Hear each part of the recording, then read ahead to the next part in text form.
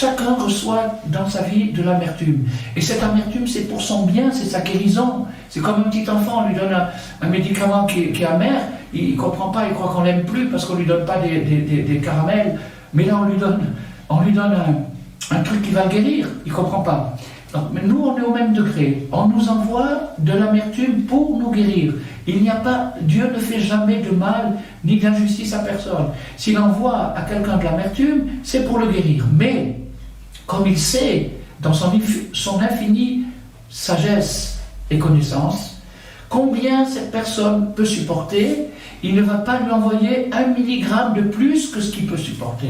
Ça veut dire que toutes nos épreuves sont à notre pointure, elles sont à notre mesure. Chacun est éprouvé suivant sa capacité, pas plus.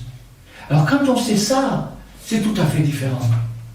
Quand on sait ça, c'est ça la émouna, l'intuition, c'est ça qu'il faut développer. Il faut développer ce côté-là, c'est extraordinaire, parce que ça laisse un espoir, et ça permet de vivre, et ça permet de réparer. Une épreuve qu'on traverse en sachant qu'elle est propice. Quelqu'un qui va à une épreuve de dentiste, il doit se faire un traitement parce qu'il a une rage de dents. Il va chez le dentiste, il supporte une demi-heure, 3/4 d'heure. Il sait qu'il va sortir, il aura déjà nettoyé un petit peu nettoyé sa bouche. Donc il le supportera parce qu'il sait que c'est pour son bien.